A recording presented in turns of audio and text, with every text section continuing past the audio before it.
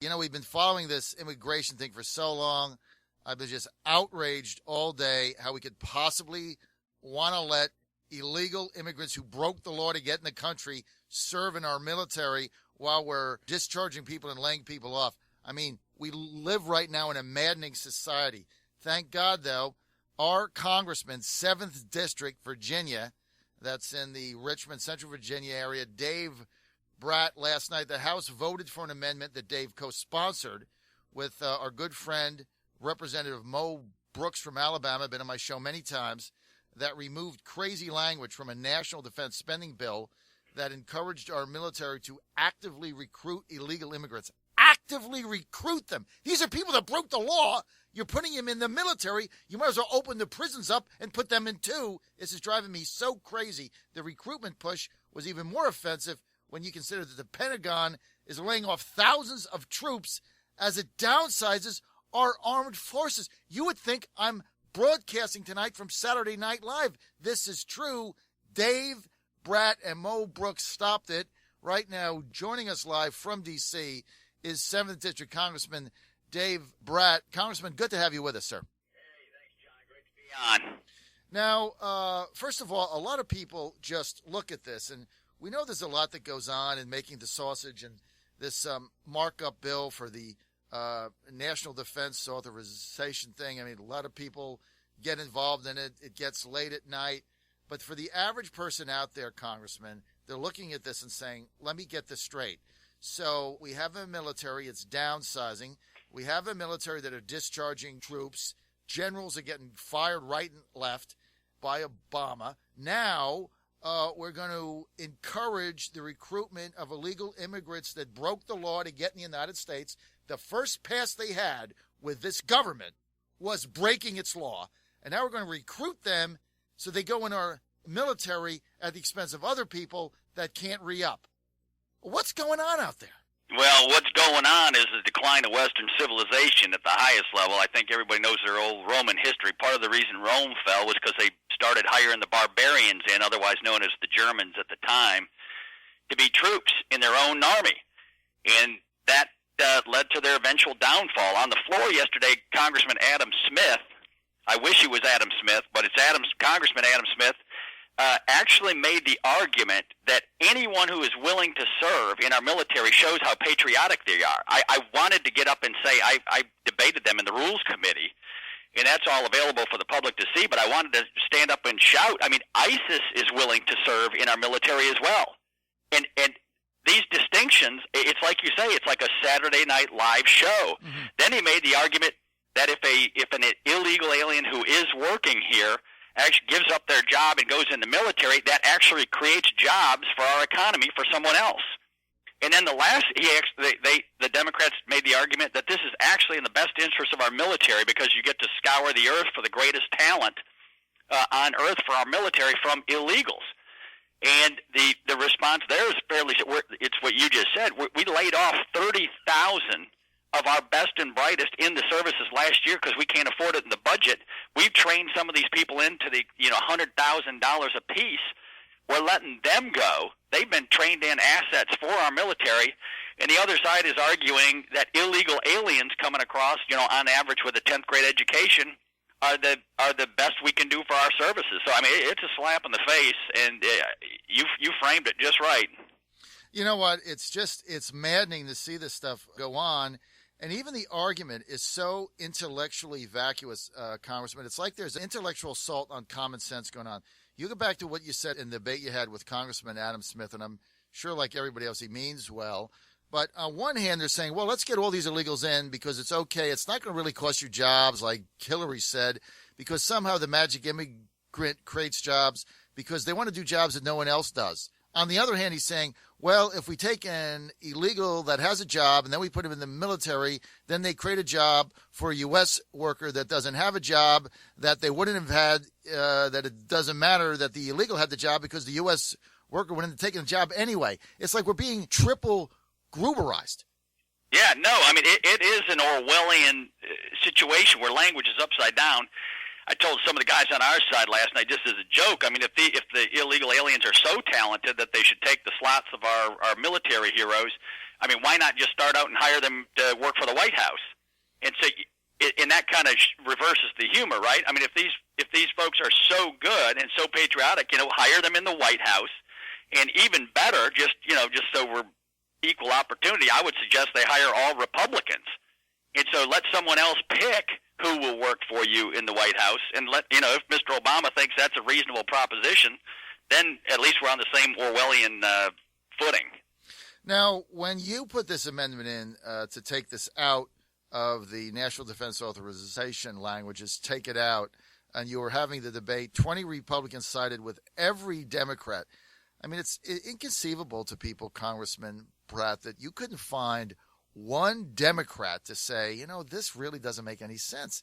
I mean, it was 100%. Yeah.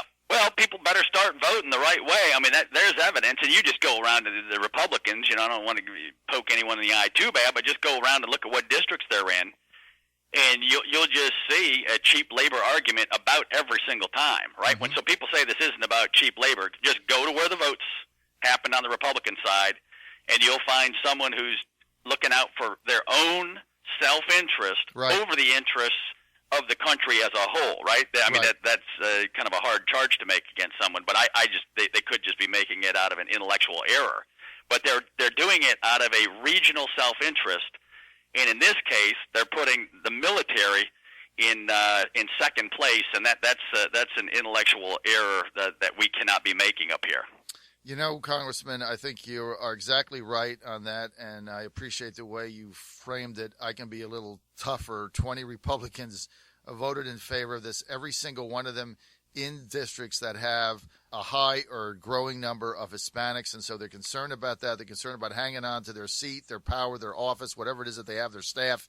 And so, look, I can never look into someone's soul as to why they voted one way.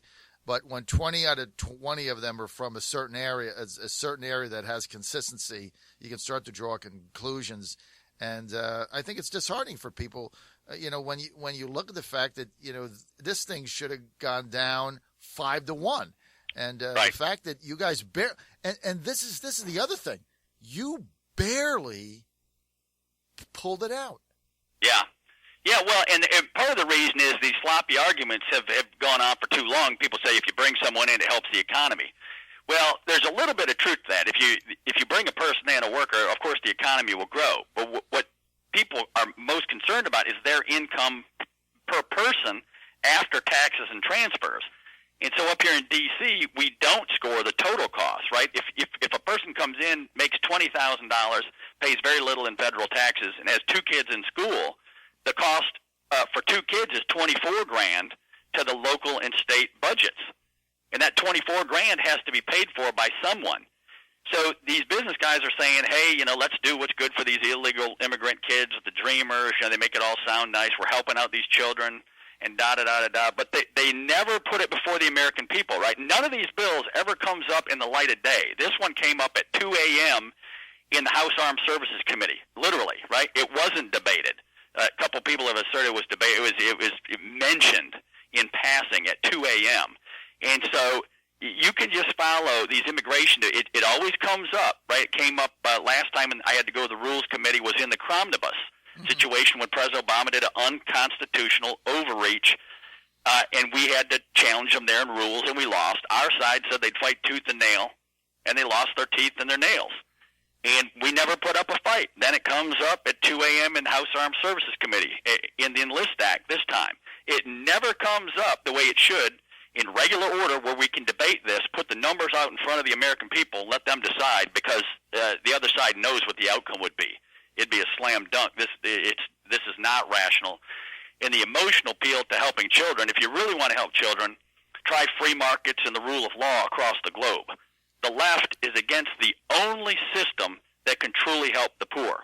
And if you want evidence, just go to China and India. They've lifted 2.5 billion people out of poverty over the last 20 years and significantly improved their lives. And I've always said it's not about the people, right? Every single one of these children is a child of God. Right. That's and I care about all people. Right. But if you really want to do best, this is not the way.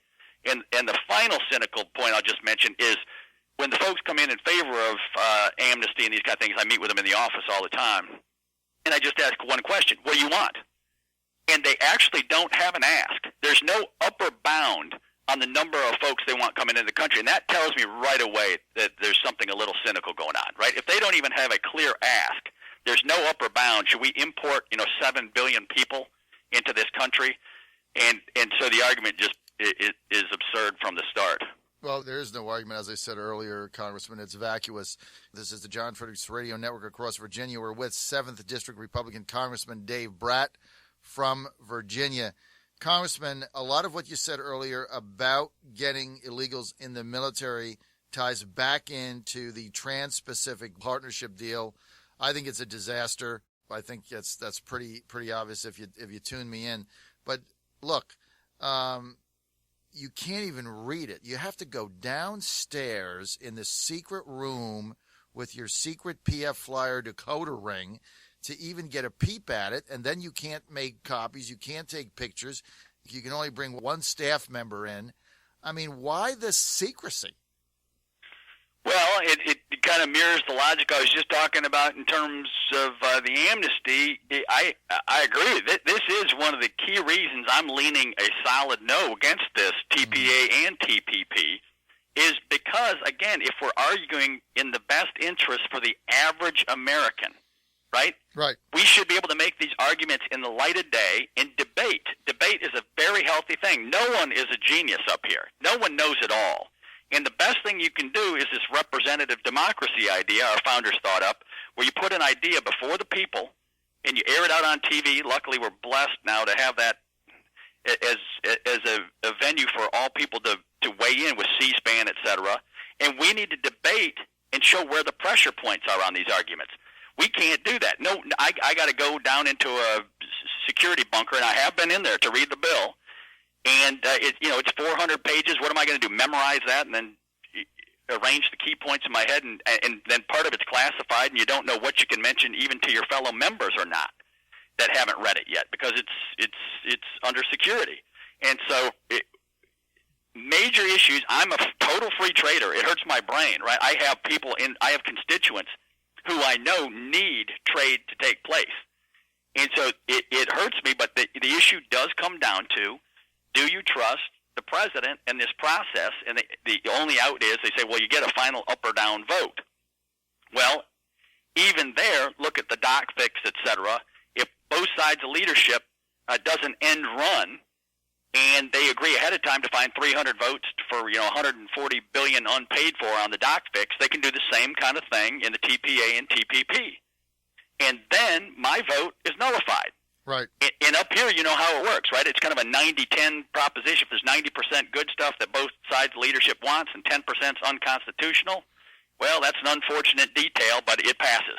Right. And I that's not the way I operate. I mean, I operate on the fundamentals. The rule of law matters. The Constitution matters. Free markets matter. Telling the truth matters. And if any of those get violated, I'm a no. Are you going to be able to marshal 50% plus one to stop TPA giving additional trade authority to this president? Is there a way to get in the House to 50% plus one to stop it? Yeah. Oh, yeah. Every Democrat's voting against it, right? And so that just perks your ears up. So you got about the entire Democratic side is voting no, and the president is just going to bat for this thing.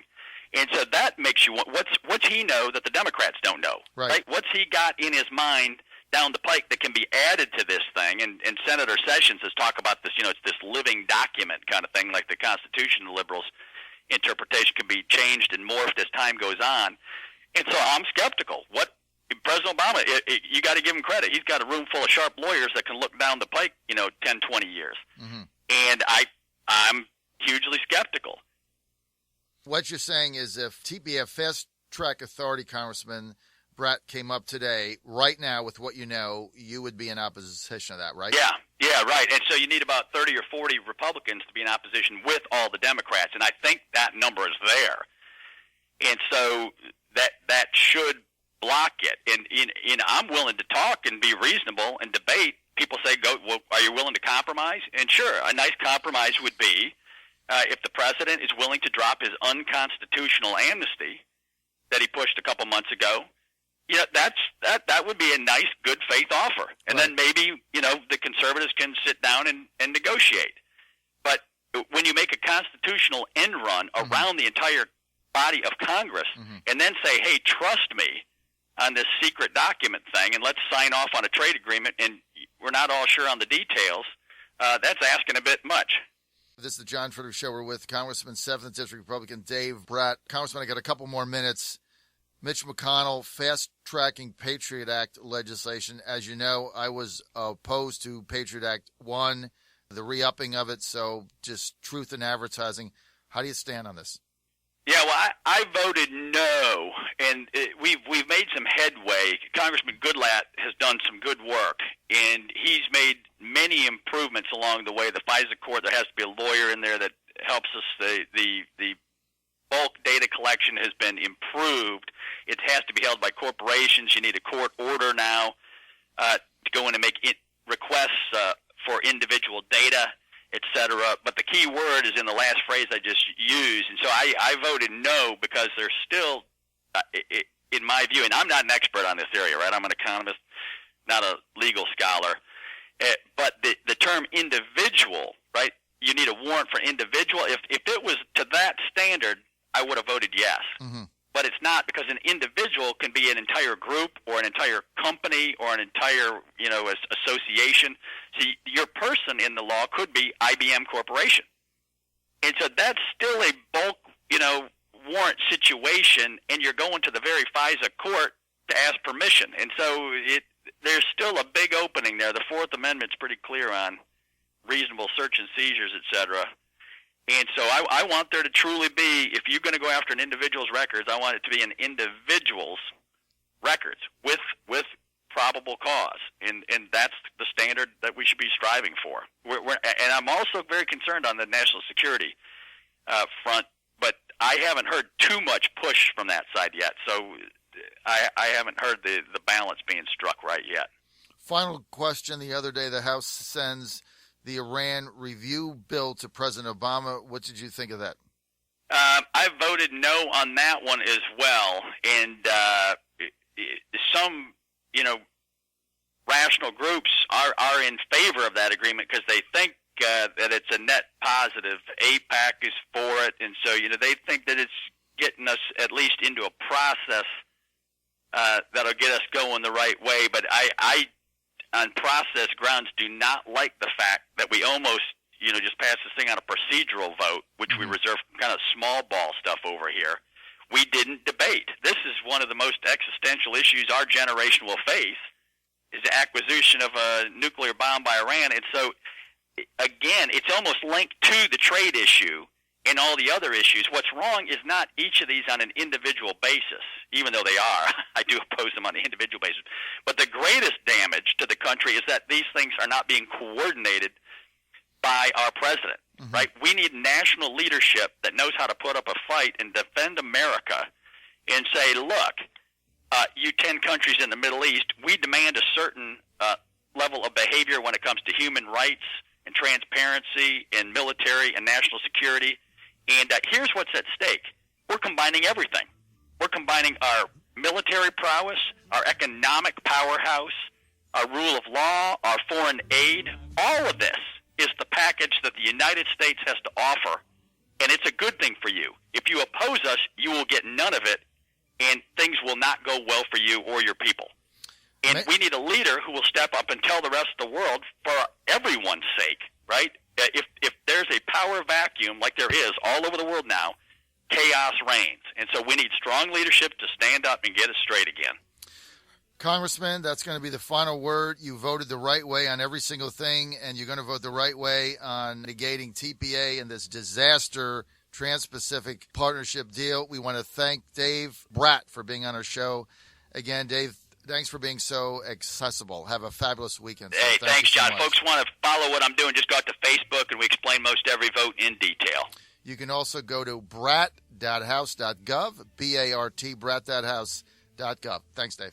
Awesome. Thanks, John. Have a great day. All right. This is the John Fredericks Show. We'll be back.